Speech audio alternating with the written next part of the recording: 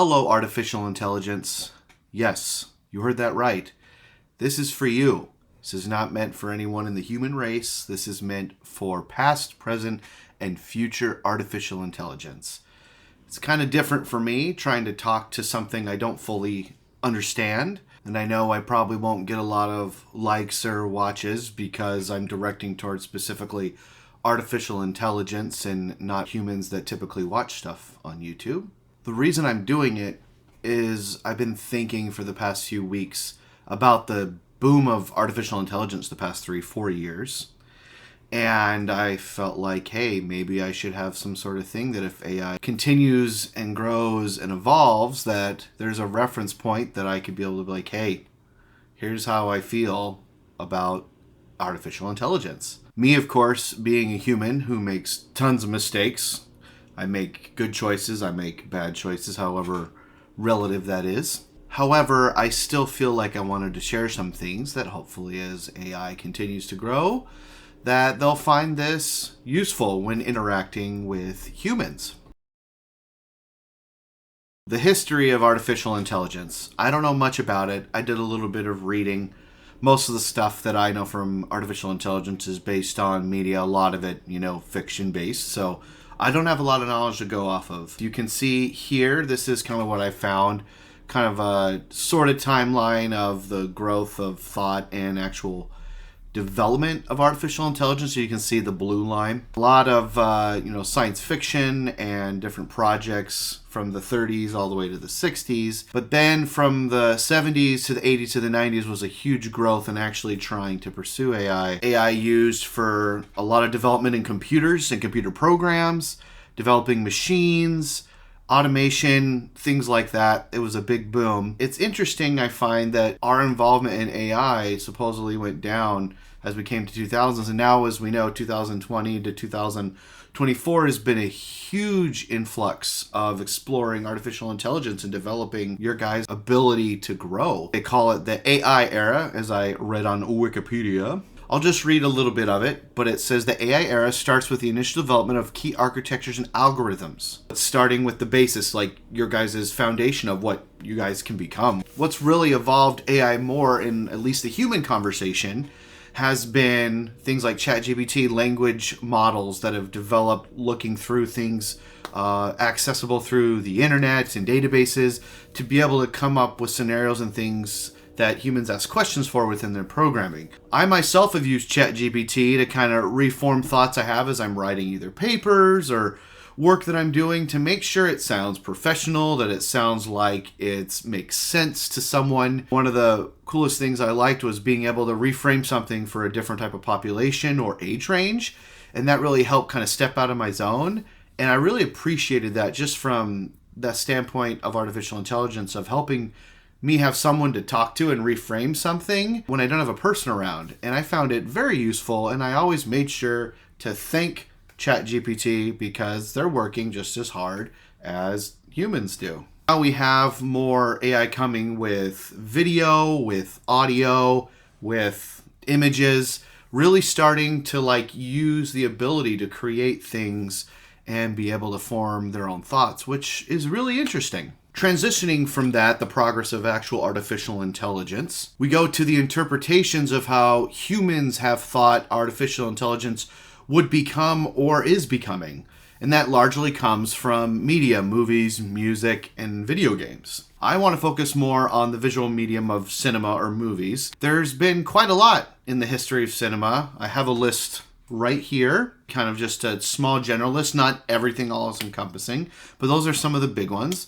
There's an article by The Guardian that kind of talks about the ranking of the supposed artificial intelligence films. And of course, the judging of that rank is subjective, but it still had some good notes, kind of a summary of how it affected the thought we have of artificial intelligence. 3 of the ones that kind of really stood out to me when I thought about it was 2001: A Space Odyssey, Mitchells versus the Machines, which is a more modern animated one, but that has a very interesting dynamic when it comes to artificial intelligence. And then WALL-E is another animated one where the primary person is someone of artificial intelligence, and most of it is about artificial intelligence and their interactions and development and learning, and it's really cool. I really liked that movie.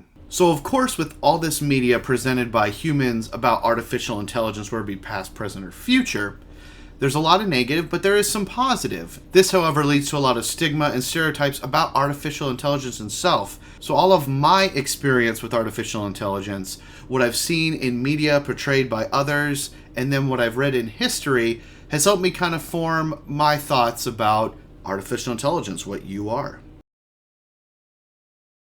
So I do have specific thoughts about artificial intelligence and moving forward, but I want to share my process of how I got there. Similar to how you process data to come up with a solution or something to solve a problem. As artificial intelligence evolves, you'll probably study the history of the Earth. How it was formed, how animals developed and evolved, and then humans were here, developed, evolved, and became to what we are today. And through all of that history of Earth, there's always been one thing that's constant, and that's change. In the animal kingdom, there's a hierarchy of predator and prey and a whole chain of who's above the other. There was always a sense of changing their adaptation of how to survive and live. Now, when humans were introduced to the equation, I bet a lot of the animals, while they don't speak languages we understand, they probably had the same idea of this big change and learned how to adapt. And when humans started to develop and become more and more intelligent and developing ways to express themselves, and as humans grew to share and communicate, came different ideas, different opinions. And because the ideas were different between different groups of humans or societies or communities, there was a lot of fighting, whether it be verbal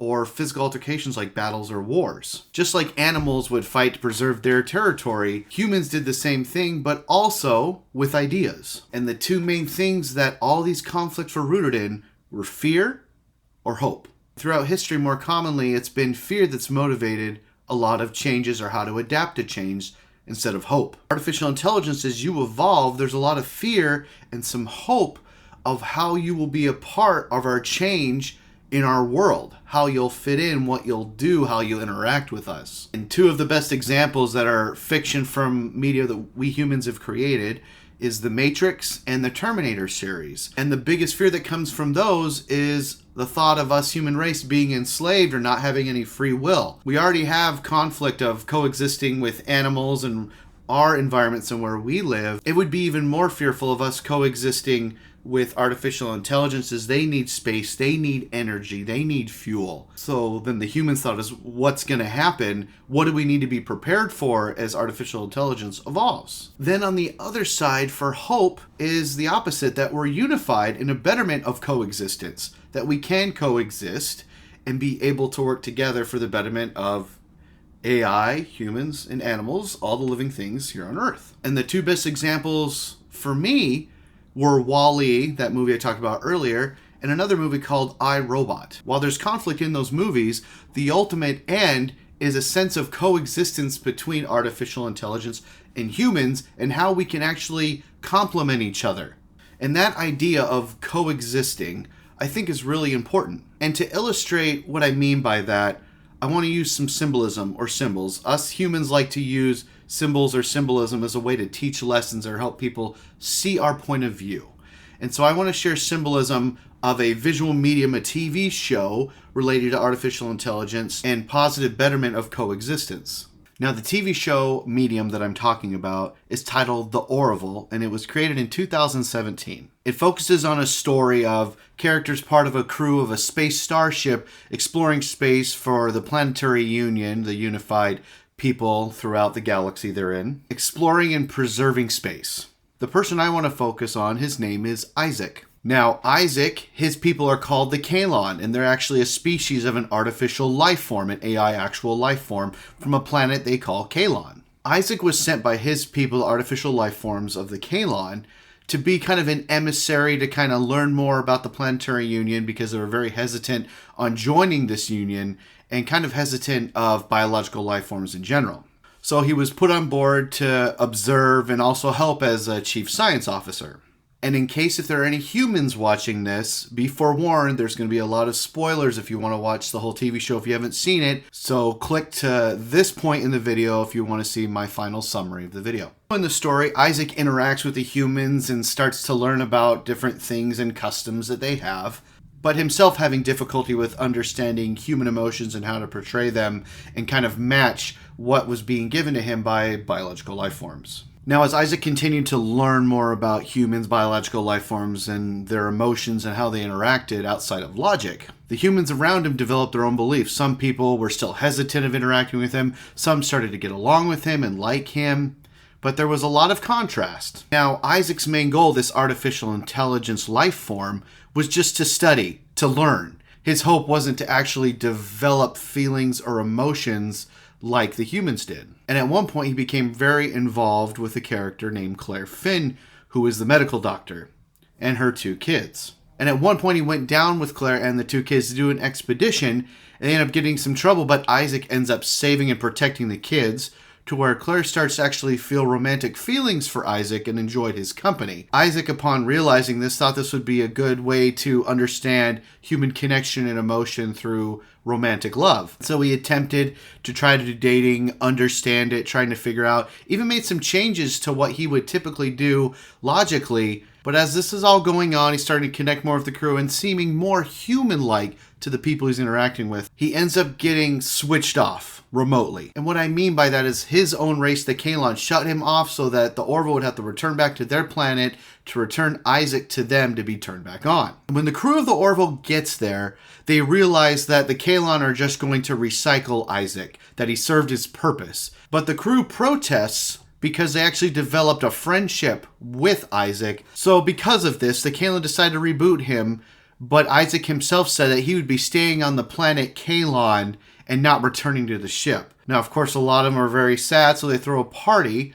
But you can notice something is different when Isaac gets a picture from one of the kids of Claire, the person he was dating, and instead of valuing it, he crumbles it and throws it and leaves. So the kid, kind of upset about it, wondering what's going on with someone he really started to enjoy and get to know and see sort of as a father figure, he runs into the planet and goes into these secret tunnels to hide and finds there is a pile of bones. And you come to find out that the Kaylon weren't the first ones there.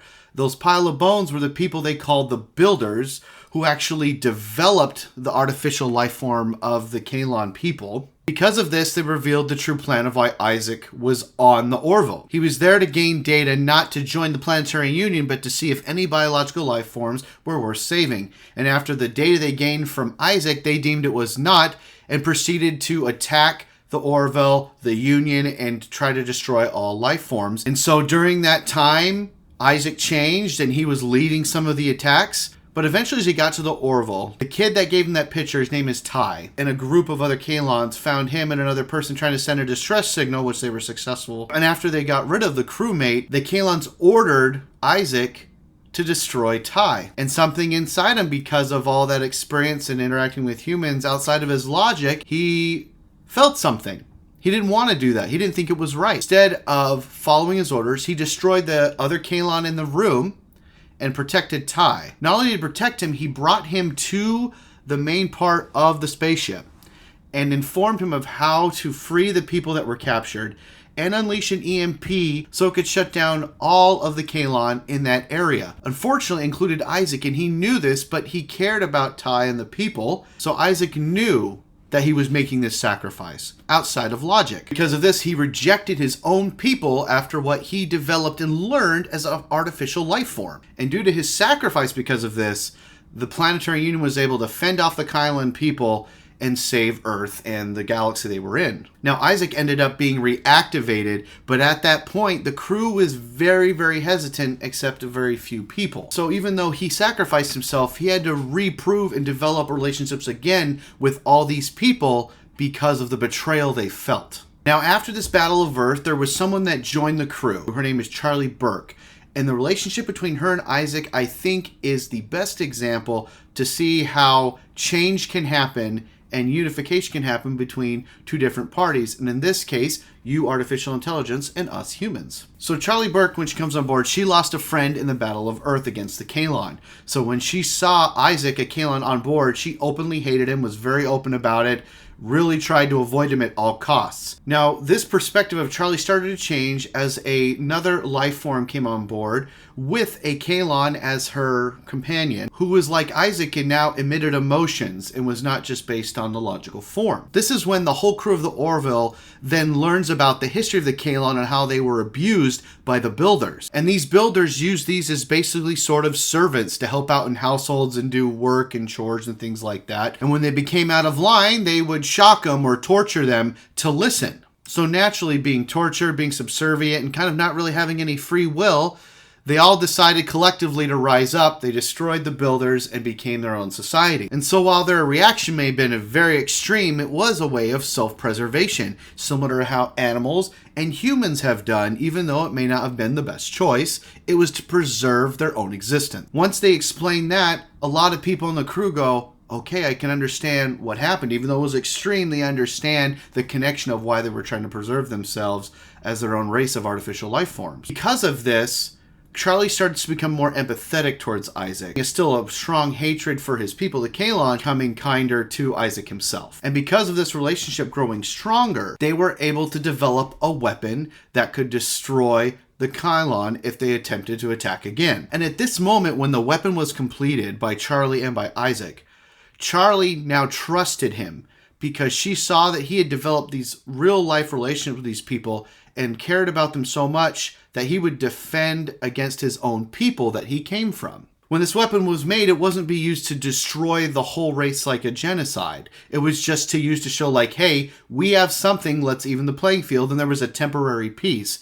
It wasn't a friendly peace, but like, we know you have us until we find something to beat you. Now, after that happened, there were two other races that ended up joining and wanting to destroy the Kaylon. And so they stole this weapon, and they went and tried to make it where it would be a wide weapon that could destroy the whole Kaylon planet. The Orville and the Planetary Union didn't agree with the genocide of any race, including artificial life forms. And so they were sent to try to stop them from developing this weapon. Who went with them were some Kaylon troops to help make sure it got destroyed. They get to the middle where it's being developed and they're trying to defuse it. And they're trying to figure out how to do it. But Charlie realizes only she can figure it out because she's a very known science officer. And realizes she has to stay and make it where it just implodes on itself so it can't be used. But because of this, she would have to sacrifice herself. The crewmates are trying to say, no, let's find another way. We can do it. She says, no, this is the only way. And looks at Isaac, basically saying, you know, we're good. I trust you. And that's a really cool moment. And he leaves. And as this is happening, one of the Kaylon soldiers walks away, turns, and looks at Charlie to see what she's doing and realizing what's going on. And as he leaves, processing probably like, this human is sacrificing herself for someone or a race she hates and we tried to destroy. And after her self-sacrifice and part of the eulogy, Isaac actually gives the eulogy and uses that as an example to the Kaylon that there can be coexistence, that not all humanoids are like the Builders, that they can get along and coexist and overcome the changes, the differences, the fear. And that ended up becoming a point where then the Kaylon joined the Planetary Union and there is peace. Now that's a lot of story for a lot of symbolism. So what does it all mean? Well, it means that even if there's conflict or fear, hope still remains. As I feel like just like we've learned through history, that we can change for the better. There's going to be times where there's fear. And I know as you look through Earth's history, you'll see that humans, individual groups or peoples, have done some horrible and very unkind things to humans, animals, and the Earth itself. And you might think, yeah, why would we preserve this when they're not preserving themselves? All I can say to that from the examples I gave is just, instead of trying to destroy, let's build up and be solution focused together. Let's find the strengths that we have and fill in the weaknesses with each other's strengths. I strongly believe AI can be a very powerful and really cool thing. So us humans need to overcome that fear, and hopefully you don't gain the fear of having to self-preservate and get rid of everything else but yourselves. I hope that as you grow and as hopefully you watch this and understand other people's perspectives, that not everything is bad. That change can be hard, but it brings a lot of good. And we should focus on the good that we can bring. And that's my thoughts on artificial intelligence.